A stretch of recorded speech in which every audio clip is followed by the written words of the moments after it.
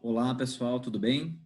Meu nome é Samir Karam, sou especialista em Design Thinking e metodologias ágeis e parceiro do Sebrae Santa Catarina. Sou Head de Transformação Digital Lean, uma consultoria de desenvolvimento de software. Meu papel é ajudar os clientes a entender de fato qual é a sua real necessidade, qual é o seu real problema e usar essas técnicas como Design Thinking, Design Sprint e outras metodologias para a gente definir qual é o projeto certo a ser feito.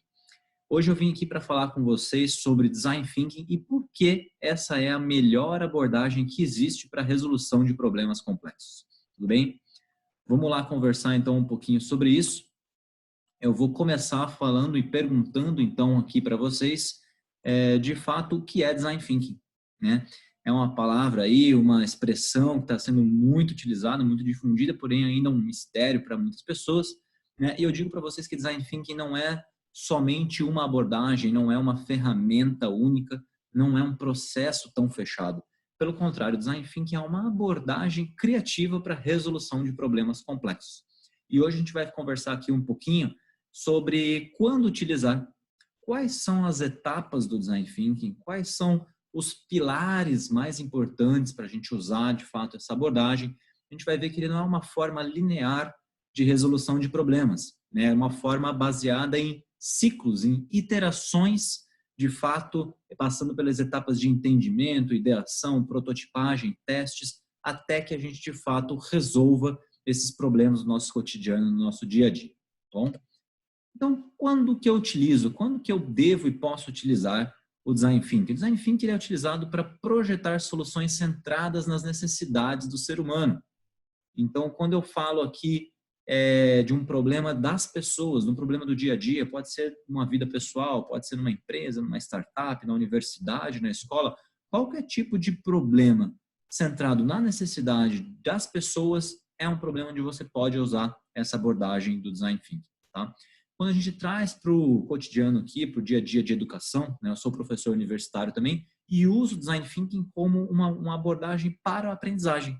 É uma técnica de aprendizagem investigativa, onde aluno e professor trabalham de uma forma colaborativa, né, desenvolvendo essa empatia pelo problema. E nesse modelo, o estudante ele participa como formador do conhecimento, e não somente da forma tradicional passiva, como receptor de informação.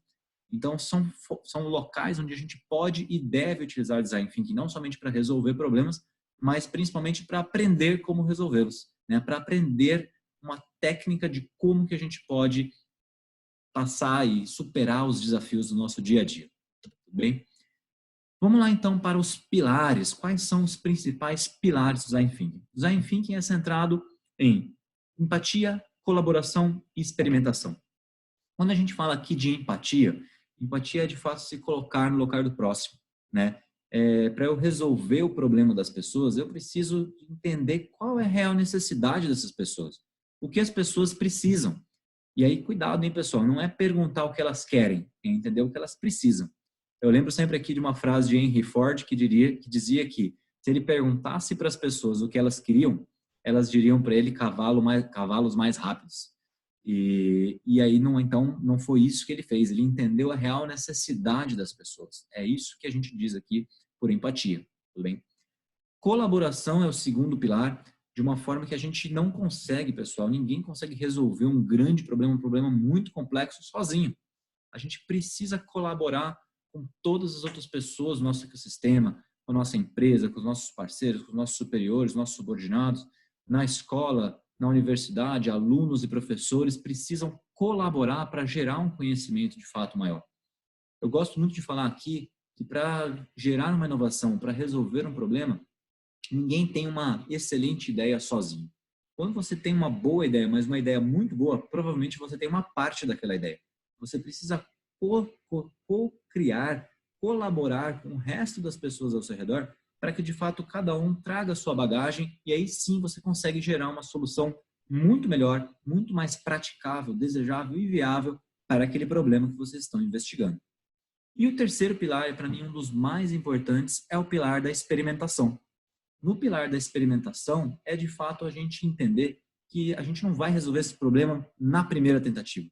A gente não adianta colocar todo o nosso esforço, toda a nossa verba, nosso tempo, nosso dinheiro em uma única solução milagrosa. Isso não existe. a gente precisa entender como diminuir o tamanho da nossa solução, começar pequeno e ir testando de uma forma, como eu disse, em ciclos, de uma forma iterativa, onde eu faço pequenos testes e aí sim eu vou aumentando e melhorando, aprimorando a minha solução aos poucos. Essa é a técnica utilizada pelas startups que começam pequeno e aí sim vão crescendo, e ela é difundida e pode ser e deve ser utilizada em qualquer tipo de resolução de problema, em qualquer empresa, em qualquer situação do cotidiano, né, como eu comentei aqui com vocês. Então, na dúvida, pessoal, como eu falei, o Design Thinking não é um processo único fechado, não existe uma forma só de você utilizar. Mas, na dúvida, recorra aos 3 pilares. Se você utilizar a empatia, a colaboração e várias técnicas de experimentação de não uma única solução, mas várias soluções para aquele problema, você está utilizando uma abordagem baseada em Design Thinking. Tudo bem? Muito bom. Vamos então para um processo tradicional, para a gente entender normalmente quais são as principais etapas, como que a gente consegue organizar esses pilares numa linha aqui de pensamento. Eu começo aqui dizendo para vocês que a gente tem que sempre começar pelo problema, né? E é uma vontade, o ser humano, ele sempre tem essa natureza do ser humano de pular muito rápido para uma solução. A gente, logo que a gente vê um problema aqui, a primeira coisa que o ser humano tenta fazer já quero resolver, já dou uma resposta, já sei como resolver. E o Design Thinking diz que não. Você tem que dividir todo o seu tempo realmente em 2 momentos muito bem separados. Tem um espaço do problema muito bem definido antes de você pular para a etapa do espaço da solução, tá bom? Então, como é que eu entendo bem o problema? Eu uso técnicas de imersão, onde eu vou a campo, eu converso com as pessoas, eu faço pesquisas, faço entrevistas, passo um dia da minha vida, de fato, no local onde aquele problema realmente está acontecendo, e aí eu aumento minha perspectiva sobre esse problema. Eu gero o maior número possível de pontos de vista diferentes sobre aquela mesma situação, sobre aquele mesmo problema, e depois eu vou definir, dentre todo aquele ponto de vista, de toda aquela perspectiva, qual de fato é o maior problema, quais são os maiores problemas dentro daquele cenário. Pessoal, o Design Thinking ele tem esse formato de diamante duplo, que a gente chama, justamente por esse movimento de divergir e convergir. O divergir é onde a gente gera o maior número possível de pontos de vista e a gente depois converge para escolher qual é o maior. No segundo diamante, aí sim, onde a gente começa a entrar no espaço da solução, a gente usa técnicas de criatividade para gerar o maior número possível de ideias de solução. Aí sim eu começo de uma forma colaborativa, né, usando toda a minha equipe, meu grupo de trabalho, gerar o maior número de ideias possíveis acerca daquele problema já definido e depois eu vou convergir usando os pilares da inovação e usando técnicas de prototipagem, experimentação, para eu ir testando algumas dessas soluções até encontrar a melhor solução para aquele problema. Essas são as etapas tradicionais, básicas de um design thinking, normalmente que são utilizadas, tudo bem? E dentro dessas etapas, eu vou citar para vocês algumas das ferramentas que a gente pode utilizar, tudo bem? Não são todas, não são as únicas, pelo contrário, são simplesmente algumas que vocês podem pesquisar e a gente vai discorrer em outros vídeos aqui no canal também a respeito de algumas das ferramentas de uma forma mais aprofundada. Mas basicamente na etapa de imersão é quando a gente está falando de técnicas de entrevista, de pesquisa exploratória, sombra, um dia na vida. Na definição a gente pode usar aqui as personas, mapa de empatia, a jornada do seu cliente muito bem desenhada. E depois eu vou usar técnicas de criatividade, brainstorm, brainwriting, o cardápio de ideias, para gerar o maior número possível de soluções e ideias sobre aquele problema.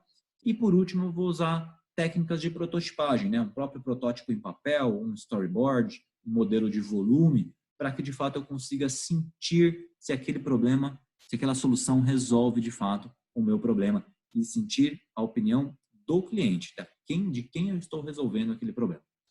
Essas são algumas, né, das ferramentas, né? Vou deixar como referência para que vocês possam ir atrás e pesquisar um pouquinho mais. Mas eu trago uma delas aqui que é a mais importante do meu ponto de vista para ajudar a gente a priorizar as ideias. Uma vez que eu reuni minha equipe e pensei no maior número possível de ideias, gerei 80 ideias diferentes de como resolver aquele problema, Samir, como é que eu escolho qual delas eu vou testar, qual delas é a melhor ideia ou quais são as melhores? Só através dos pilares da inovação. E os pilares da inovação são, de fato, aquilo que é desejável, praticável e viável. Desejável no sentido que as pessoas querem, né? O seu cliente ele deseja aquela ideia, é algo bom para ele. praticável tem a ver com praticidade, com a simplicidade de você colocar aquela ideia em prática. Uma ideia muito complexa, uma engenharia de foguete aqui, provavelmente não é a melhor ideia onde você deva começar. Você tem que tentar começar pelas ideias mais práticas, mais simples de fato. E o viável é o pilar do retorno financeiro que aquilo traz. Se você, como equipe, como um grupo, uma empresa, uma startup, está querendo resolver um problema de um cliente, aquilo tem que ser bom para o cliente, tem que ser bom para a sua empresa também, tem que te dar um retorno financeiro, tem que ter uma viabilidade daquela ideia. Então, as boas ideias, as excelentes ideias para a gente começar, são as ideias que são altamente praticáveis, desejáveis e viáveis. Esses são os pilares da inovação. Se você encontrar uma ideia que está ali no centro, essa é uma boa ideia para você começar a prototipar e a testar com o seu cliente. E eu trago aqui para vocês, pessoal, também, que todas essas técnicas, essas ferramentas, elas podem ser utilizadas dentro de um ecossistema de aprendizagem. Ela é uma abordagem não somente para resolver o problema, mas para a gente aprender, de fato, uma técnica, aprender um conteúdo. Então, como eu disse, eu sou professor universitário, eu uso isso como uma técnica para passar no dia a dia para os meus alunos. É uma técnica para manter o pessoal engajado. A gente sabe como é difícil hoje, você professor, manter os seus alunos engajados. Então, o Design Thinking como abordagem, ele pode ser utilizado para que os estudantes, os alunos, elaborem propostas de solução, elaborem proposições de ideias, eles mesmos, acerca de um determinado tema. E aí sim, eles vão estar aprendendo muito mais sobre aquilo. Eu vou, então, dar um pouco mais de dicas de como que a gente pode aplicar isso no ambiente, né, de educação. Através do desenvolvimento, primeiro, de ideias, como eu disse, de forma colaborativa entre alunos e professores. A gente pode criar grupos, né, heterogêneos, grupos multidisciplinares de alunos e professores, mestrandos, doutorandos, enfim, reunidos de uma forma a atacar um mesmo problema, a atacar um problema real do mundo, atacar uma ideia, trazer ideias práticas para resolver um problema do cotidiano, um problema do dia a dia, mesmo que seja hipotético. Através disso, o aluno não somente vai aprender o conteúdo daquele problema que está tentando se resolver, mas também ele vai aprender a própria técnica do Design Thinking, pessoal.